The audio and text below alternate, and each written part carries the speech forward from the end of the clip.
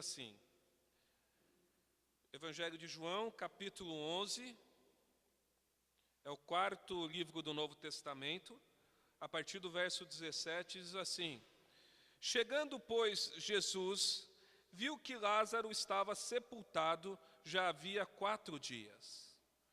Betânia ficava a uma distância de 15 estádios de Jerusalém. E muitos judeus haviam ido visitar Marta e Maria para consolá-las pela perda do irmão. Ao saber que Jesus estava chegando, Marta foi ao encontro. Maria, porém, ficou sentada em casa.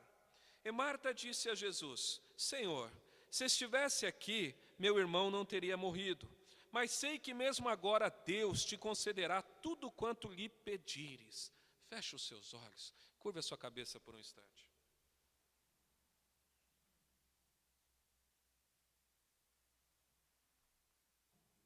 Pai, nessa noite eu te louvo, Deus. Eu peço, Senhor, que o Senhor fale aos nossos corações, Pai. Que o Senhor, Deus, revele a sua palavra. Nos ensine, ó Pai, as suas escrituras, ó Deus. Pai, para a honra e glória do teu nome. Amém. Quem não conhece a história de Lázaro? Quem não conhece a história do homem que ficou morto 4 dias e retornou à vida? A Bíblia o chama aqui de amigo de Jesus. E nós estamos diante de uma história que ensina muitos pontos positivos para a vida cristã. E dentre algumas coisas que essa história nos ensina, é que nós não podemos olhar para o lado, é que nós não podemos olhar para aquilo que o nosso olhar natural é atraído, mas sim olharmos sempre para Cristo e a sua vontade.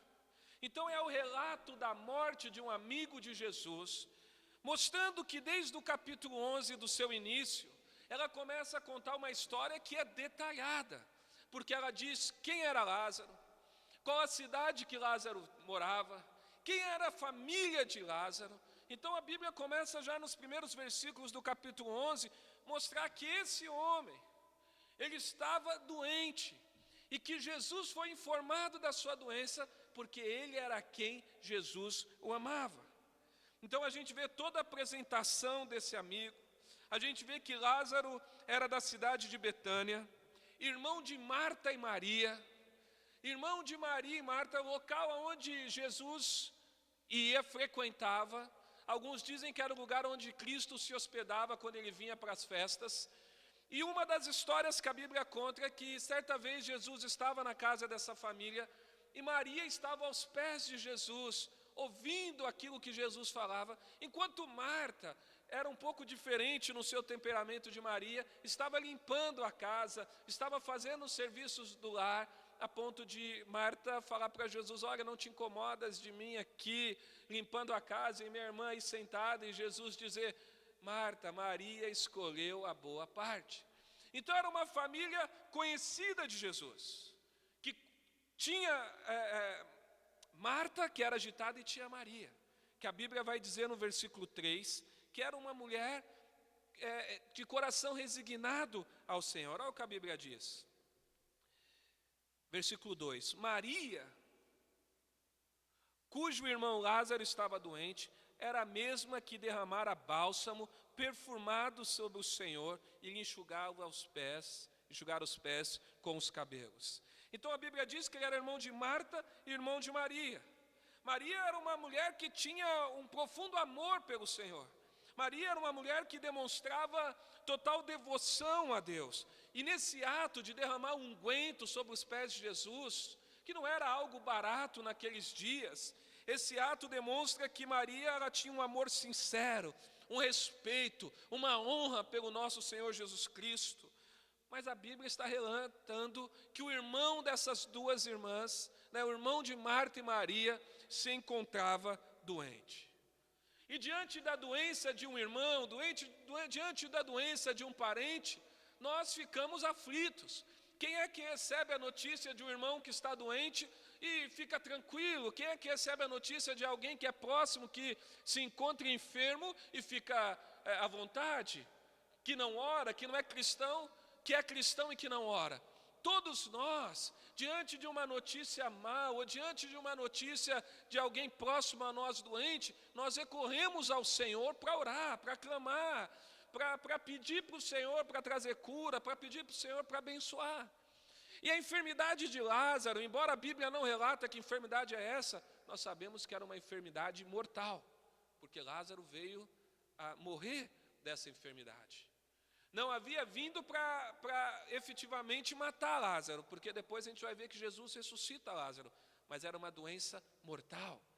E quando as suas irmãs, sabendo da enfermidade do irmão, diante da agonia, diante da ansiedade produzida pela enfermidade do irmão, a Bíblia diz que elas mandaram notícias para o Senhor Jesus. Versículo 3 diz assim: então as irmãs de Lázaro mandaram dizer a Jesus: Senhor, aquele quem amas estás doente. A notícia ela chama a nossa atenção porque ela diz assim: aquele a quem tu amas. Nós sabemos que Cristo amava todos os seus discípulos. Nós sabemos que Cristo demonstrava o amor por aqueles que o cercavam. Mas a Bíblia, ela faz algumas vezes referência a alguém que é amado pelo Senhor. Por exemplo, quando a Bíblia fala dos 12 apóstolos, ela fala do apóstolo João, a quem aquele o Senhor amava. Aqui a Bíblia diz que aquele a quem o Senhor amava, se referindo a Lázaro, a quem aquele o Senhor ama, está doente. Não tem grandes explicações sobre a doença, apenas a notícia que ele se encontrava doente. Ele se encontrava enfermo. Demonstra então aqui que Maria e Marta, elas sabiam do amor de Jesus pelo seu irmão, ela sabia. E isso também nos dá o entendimento que o amor de Deus por nós tem muito mais a ver na iniciativa dele para conosco do que propriamente na nossa iniciativa para com Deus. Nós o amamos porque ele nos amou primeiro. E somos amados de Deus, como Lázaro ali era amado do Senhor. Então, diante da aflição, diante da angústia, diante da tristeza, diante do abalo de saber da enfermidade do seu irmão, elas enviam notícia para Cristo. E quando nós enviamos notícias para o nosso Senhor, quando nós nos voltamos a Deus em oração, é porque nós estamos esperando uma resposta de Deus. É porque nós confiamos na provisão de Deus para as nossas vidas. É porque nós confiamos na ação de Deus mediante aquilo que nos aflige ou aquilo que nos traz de certa maneira tristeza ou que nos traz de certa maneira incômodo. A verdade é que a resposta nem sempre vem como nós esperamos.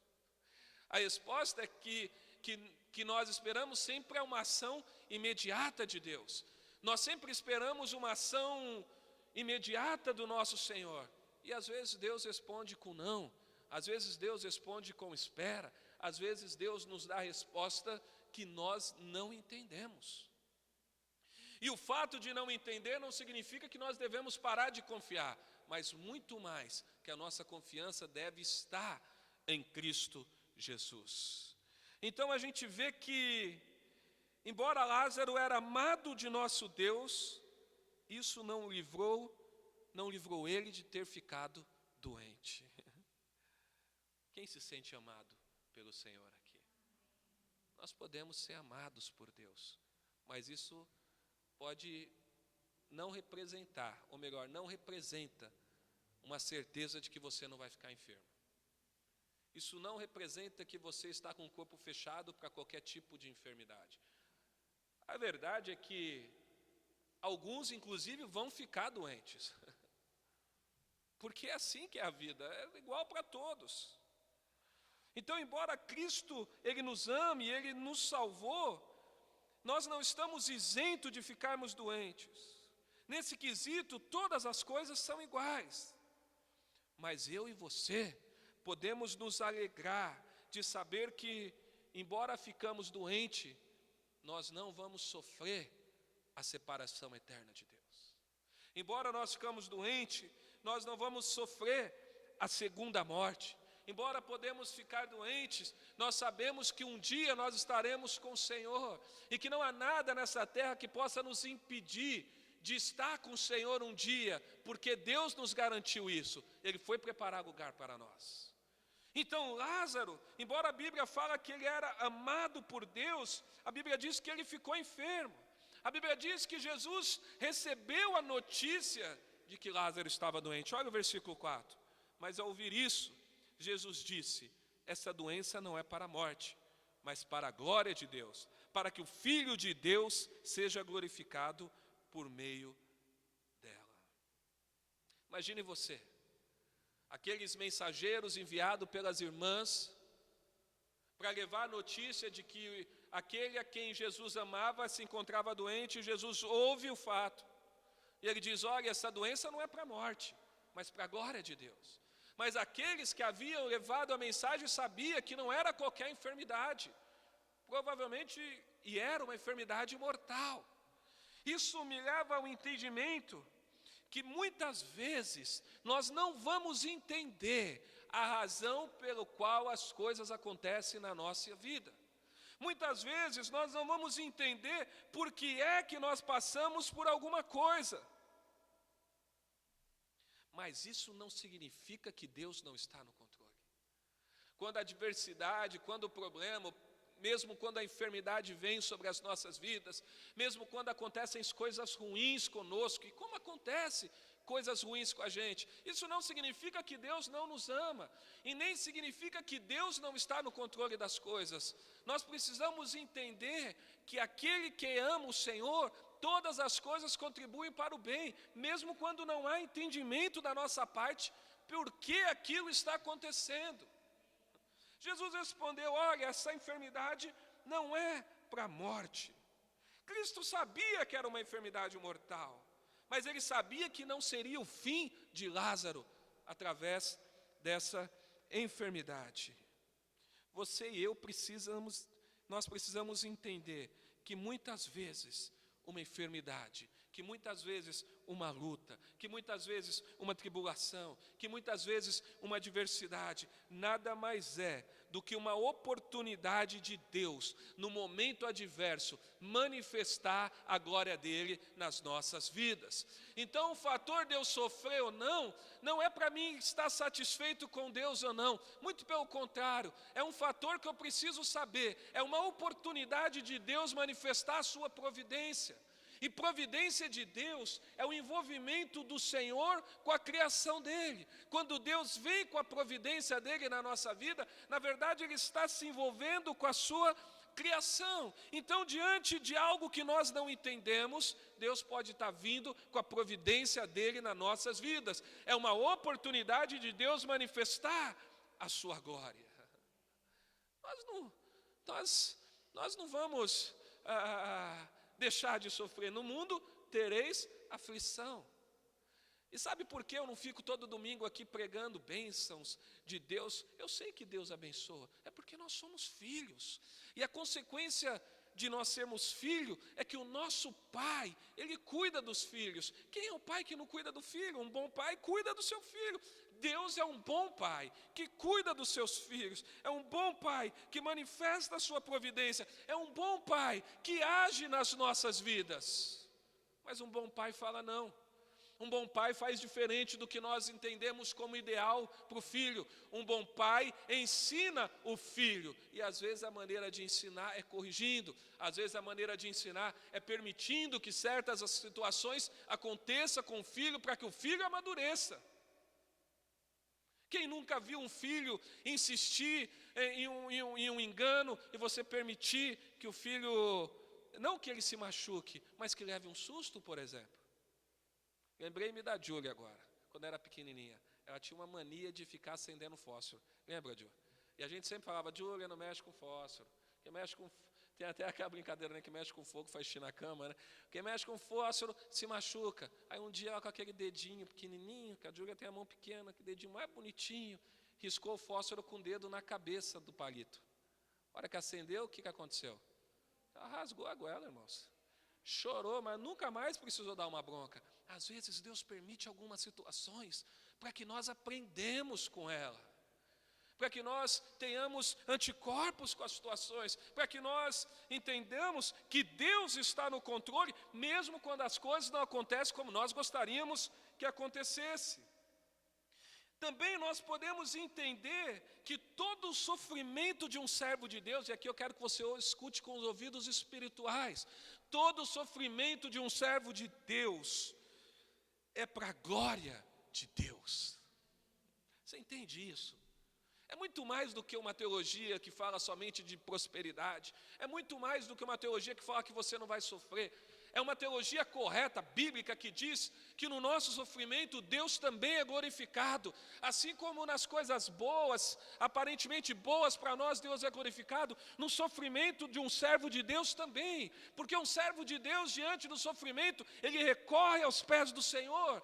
Um servo de Deus, no meio do sofrimento, ele recorre a Deus, que conhece todas as coisas, e ele diz: Deus, ainda que o Senhor tire todas as coisas, eu ainda te amo. Deus, ainda que eu passe pelas piores coisas, o meu amor ainda reside no Senhor. Deus, ainda que eu esteja lidando com a perda familiar, com a morte de alguém próximo, ainda assim eu sei que o Senhor está no controle de todas as coisas, e por isso eu te amo. Deus é glorificado quando um servo de Deus sofre. Deus é glorificado tanto na alegria quanto na adversidade. Porque para o servo de Deus, todas as coisas que acontecem na vida dele é para a glória de Deus. Quando Cristo ouviu a notícia de Lázaro, ele não respondeu imediatamente. Ele não saiu correndo do que ele estava fazendo e nem foi direto para atender o amigo a quem ele tanto amava. Então, sofrer não significa que Deus não nos ama. A ida de Jesus aconteceu várias coisas. Na ida de Jesus até Betânia, muitas coisas aconteceram. Eu fico pensando, se nós olharmos os evangelhos, a gente vai ver que na sua ida, no seu deslocamento de Jesus até Betânia, no caminho, ele cura um cego de Jericó. Depois, Jesus no caminho, a Bíblia diz que enquanto ele estava indo para Betânia, a Bíblia fala da conversão de Zaqueu. O engraçado acerca da conversão de Zaqueu, que todo mundo conhece, é que Jesus falou para Zaqueu: desce da árvore que convém o quê? Jantar na sua casa. Não pode ter sido rápido. Não pode ter sido coisas de alguns minutos. Levou um tempo ali. E Zaqueu se converteu. Enquanto isso, Lázaro estava o quê? Enfermo. Ou talvez já tivesse morrido nesse ponto aqui. Eu até entendo que Lázaro tinha morrido, porque Jesus, ele fala algo referente a Lázaro. Tanto é que, como que é o nome daquele apóstolo que é incrédulo? Tomé. Tanto é que Tomé fala: vamos lá também nós morrermos. Depois você lê o capítulo 11 inteiro da Bíblia. Mas Jesus está indo socorrer, no tempo dele, no momento dele, na hora dele, porque aquela enfermidade de Lázaro tinha um propósito. E quando Cristo chega em Betânia, o seu amigo, a quem ele amava, se encontrava morto há 4 dias, sepultados. E as irmãs de Lázaro, que também Jesus amava, que amava Jesus, se encontravam tristes, angustiadas, tomadas pelo luto. Olha o versículo 19 aí, do capítulo 11. E muitos judeus haviam ido visitar Marta e Maria para consolá-las pela perda do seu irmão. Então, elas estavam tristes.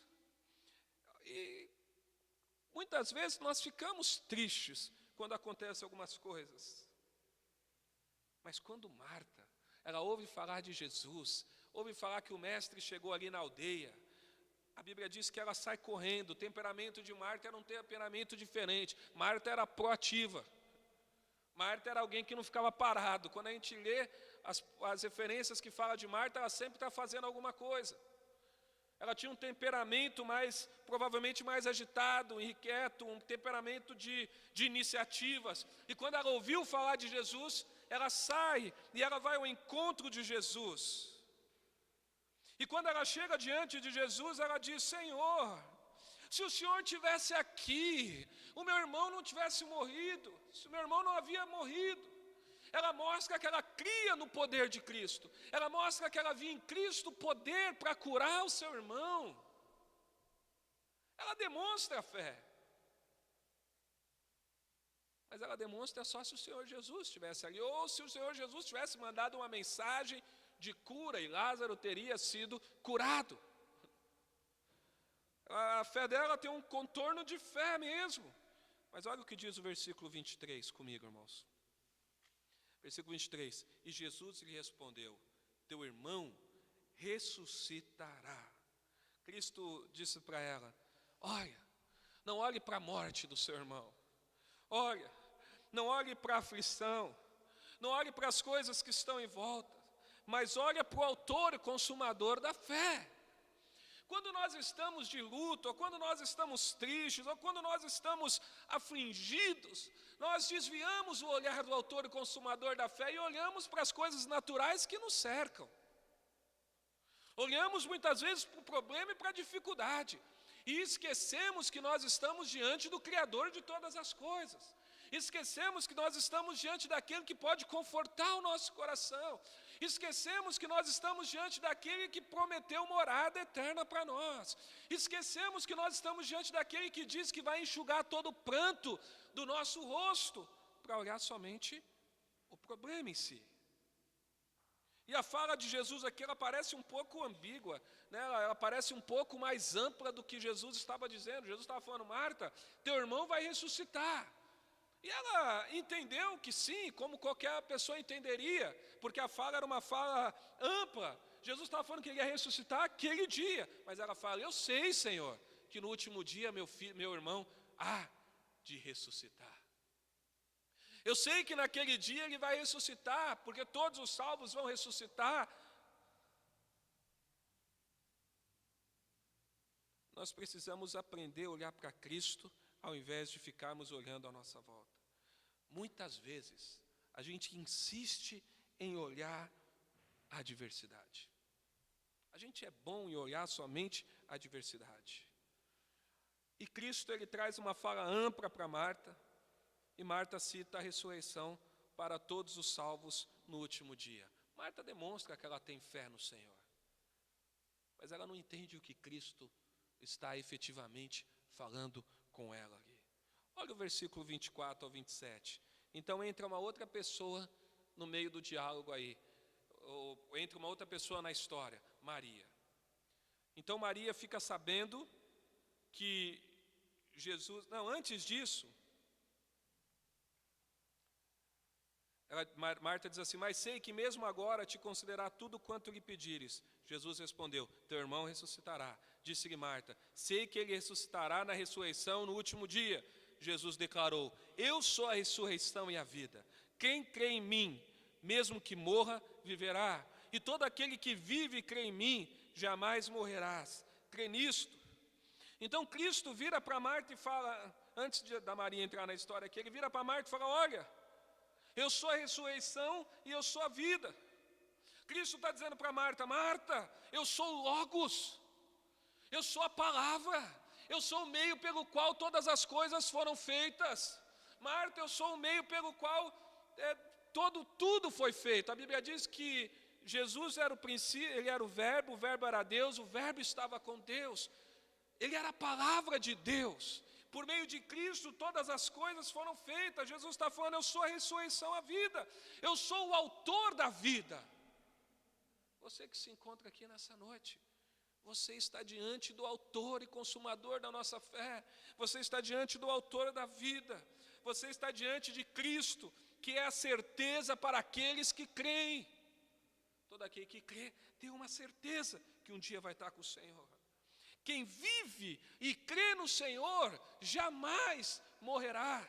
Jamais morrerá. Esse corpo físico, igreja, presta atenção numa coisa que eu vou dizer para você. Não tem como evitar a morte. Nesse físico aqui. Por causa do pecado. Por causa da corrupção do corpo. Mas Jesus está dizendo: olha, mesmo que esse corpo entre em estado de putrificação, mesmo que esse corpo volte ao pó, Mesmo que esse corpo esteja morto, quem crê em mim vai ressuscitar no último dia. Quem crê em mim vai ter um corpo glorificado. Quem crê em mim não vai padecer a segunda morte. Quem crê em mim, naquele dia, vai ter o corpo transformado como na fração de um segundo e vai encontrar com Cristo nos ares. A putrefação não vai impedir a nossa ressurreição. A morte não vai impedir a nossa ressurreição.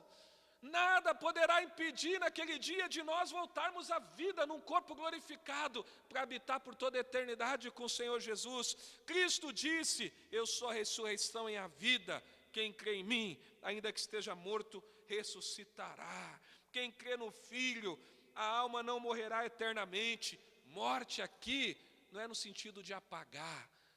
Morte eterna não é sentido de que acabou as coisas. Morte eterna é no sentido de uma separação eterna de Deus, para todo sempre. Mas aqueles que creem não terão a separação eterna, viverão, não passarão a eternidade distante de Cristo, mas habitando em Cristo. Então Marta confia em Cristo e fala para sua irmã da chegada do Mestre. Olha o versículo 27. Respondeu-lhe Marta: sim, Senhor, eu creio que tu és o Cristo, eu creio que tu és o Filho de Deus que devia vir ao mundo. Dito isso, ela se retirou e, chamando a sua irmã Maria em particular, disse: olha, o Mestre está aí e te chama. Ouvindo isto, Maria levantou-se depressa e foi ao encontro dele. Maria é diferente de Marta. Quando Jesus estava na casa de Marta e Maria, Maria foi aquela que se assentou aos pés de Jesus. Foi aquela que ungiu os pés de Jesus com óleo, que enxugou com os cabelos. Talvez Maria tinha um temperamento mais fleumático, mais emotivo. Marta talvez se mostrasse mais forte, porque ela foi ao encontro. Mas o engraçado é que nesse momento a fala de Maria é a mesma de Marta. Senhor, se o Senhor estivesse aqui, o meu irmão não teria morrido. Olha o versículo 28. Dito isso, ela se retirou. 30. Pois Jesus ainda não havia entrado no povoado, mas estava onde Marta o encontrara. Então os judeus que estavam na casa com Maria e consolavam, vendo-a levantar às pressas e sair, seguiram-na, pensando que se dirigia ao sepulcro para ali chorar. Ao chegar ao lugar onde Jesus estava e vê-lo, Maria lançou-se aos seus pés e disse: Senhor, se estivesses aqui, meu irmão não teria morrido. Ao vê-la chorando, e também os judeus que a acompanhavam, Jesus se comoveu no espírito e chorou. E perguntou-lhe: onde os pusestes? Respondeu o Senhor: vem ver. Aí que Jesus chorou, né? Então a gente vê que Maria, embora tenha a mesma fala que Marta, Maria se lança aos pés de Jesus, chora aos pés de Jesus.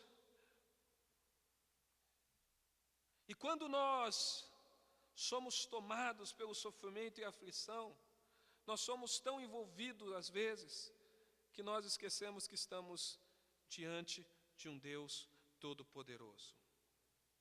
Então nós não olhamos para Cristo, não nos lançamos aos pés de Cristo, e somos capazes de olhar as coisas de forma negativa.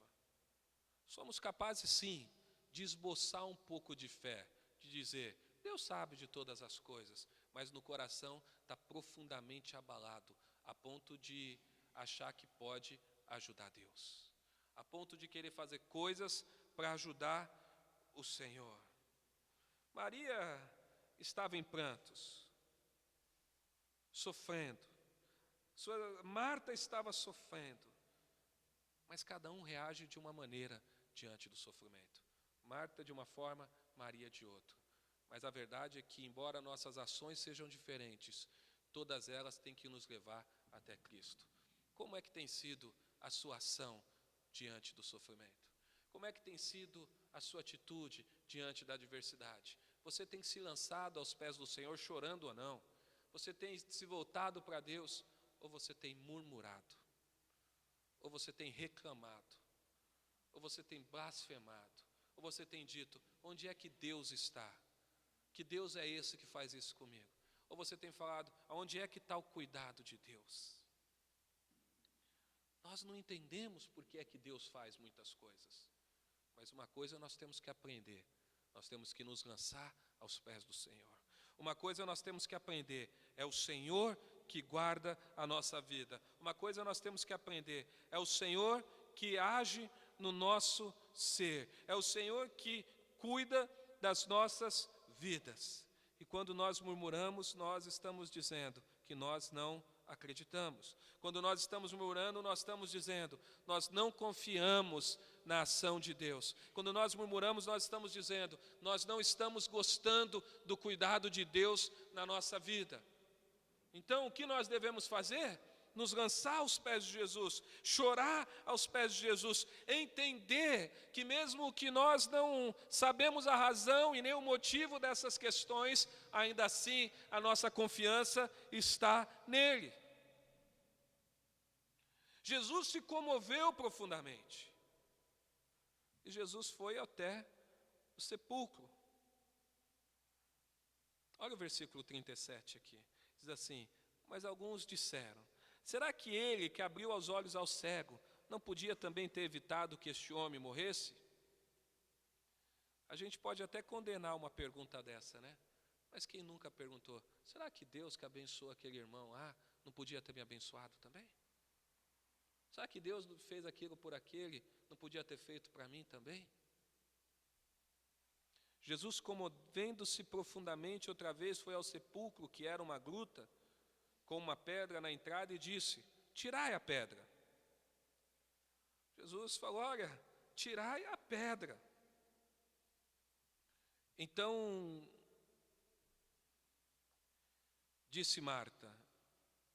Então Marta, irmã do morto, disse, Senhor, ele já cheira mal, porque já faz 4 dias. Jesus respondeu, não te disse que, se creres, verás a glória de Deus? Então, diante da ação desse Cristo, que havia dito que o irmão dela ia ressuscitar, diante da ação de Cristo, ao chegar na porta do túmulo, e alguém pode estar se perguntando, né, será que Cristo não sabia? Ele já sabia que Lázaro tinha morrido há 4 dias. Ele já sabia que depois de 4 dias, um corpo sem vida entra em estado de decomposição. E o mau cheiro é fortíssimo. Então Marta, ela quer informar Jesus do mau cheiro. Marta estava diante de Deus. Marta estava diante de Cristo. Marta estava diante daquele que havia dito que ressuscitaria o seu irmão. Estava diante do autor da vida. E quer alertar Cristo de fatos naturais. Muitas vezes, igreja, nós tentamos ajudar a Deus. Muitas vezes nós queremos olhar as coisas apenas na perspectiva natural das coisas. Muitas vezes nós queremos olhar as coisas apenas até onde os nossos olhos veem. Porém, nós temos que estar atento também na matéria que diz respeito à fé. Eu não estou dizendo que nós temos que ser inconsequentes aqui. Mas tem coisa que a gente precisa olhar com os olhos da fé. Tem coisa que a gente precisa olhar com os olhos sobrenaturais. Precisamos olhar com fé, com confiança. Confiando contra as esperanças que Deus está no controle. Confiando em Deus contra as coisas que são contrárias ao natural. Como Abraão creu, quando Deus disse que Abraão ia ser pai das nações, quando Abraão disse que a descendência dele não seria possível contar. E eu falei aqui quarta-feira, Abraão não olhou a sua idade, Abraão não olhou o seu corpo, Abraão tinha quase 100 anos, Abraão não olhou para o corpo da sua mulher, que já era de idade, mais do que isso, era uma mulher estéril. Abraão creu. Às vezes, diante de alguns fatos, nós não podemos olhar com os olhos naturais, mas nós temos que olhar com os olhos da fé. Se creres, verás a glória de Deus. Mas o problema é que às vezes a gente quer ver para crer. Quem não quer ver para crer? Porque depois de ver é mais fácil crer. Não é assim? Eu me lembro quando eu me converti, irmãos. Eu tinha muito medo da morte, no início da minha caminhada. E aí, às vezes, eu orava para Deus: Deus, me arrebata. Deus, me mostra o céu. Uma meninice, né? Deus tem paciência com a gente. Deus, me mostra os céus, porque se eu ver os céus, eu não vou ter mais medo. Mas é o contrário, é se ver, se creres, verás a glória de Deus. Não é ver para crer, é se crer. Então não tente ajudar Deus, irmãos. Não tente fazer as coisas da sua forma. Não tente agir, mas procure confiar em Deus. Em outras palavras, aqui trazendo, não olhe para a morte, não olhe para o problema, não olhe aonde os seus olhos podem ver, mas olhe para Cristo nessa hora. Olhe para o Senhor. Um servo de Deus, ele olha para Deus, ele olha para Cristo, ele olha para o alto. Porque os que confiam no Senhor são como os montes de Sião, que não se abalam, mas permanecem para sempre. Ele não está olhando para cima, ele está olhando para o Senhor, ele está olhando para o alto. Então, diante disso, Cristo, ele ora. A Bíblia diz assim: e tendo dito isto, exclamou em alta voz: Lázaro. Perdão, versículo 41 de novo. Então tiraram a pedra, e Jesus, levantando os olhos ao céu, disse: Pai, graças te dou, porque me ouvistes. Eu sei que sempre me ouves, mas por causa da multidão que está aqui, é que assim falei, para que creiam que me enviastes. E tendo dito isto, exclamou em alta voz: Lázaro, vem para fora. E os que estivera morto saiu com os pés e as mãos atados com faixa, e o rosto envolto num pano. E Jesus lhe disse: desatai-o e deixai-o ir. Então o morto volta à vida. Quando uma pessoa encontra com Cristo, ela deixa o estado de morta espiritual e passa a vida. Ela deixa um estado de cegueira e passa a ver quando ela encontra Cristo Jesus. Jesus transforma a vida da pessoa. Jesus muda alguém que o encontra. Jesus tira do estado de morte e traz para o estado de vida. É por isso que o Evangelho é loucura para o mundo. É por isso que a palavra de cruz é loucura para aqueles que não entendem, porque a salvação é pela fé. E isso aos olhos naturais parece coisa louca. Mas quando cremos, isso nos dá vida. Você já estudou Apocalipse? Já estudou a Bíblia? Você começa a perceber que algumas coisas parecem história de ficção. Mas quando Deus abre os nossos olhos para entendermos e para crermos, então nós temos a vida transformada para a glória de Deus. O que te faz sofrer, irmão? O que te faz ter temor? Eu quero deixar algo com vocês essa noite. Nós estamos diante de Deus, e Deus nos designou para vivermos para a glória dEle. E viver para a glória dEle é entender que tudo acontece, ou tudo que acontece conosco, tem um único e principal fim, que é a glória de Deus. Então, se você está sofrendo, o fim é a glória de Deus. Você está feliz, está tudo dando certo? O fim é para a glória de Deus. Nós não andamos e não nos movemos por aquilo que nós vemos com os olhos naturais, mas nós andamos e nos movemos para a glória de Deus. Nós andamos e nos movemos nele. Nele cremos e nele nos movemos. E fomos feitos por Ele e para Ele. Então, a razão de você estar aqui, a razão de você ainda estar vivo nessa terra como peregrino, é para que o nome do Senhor seja glorificado.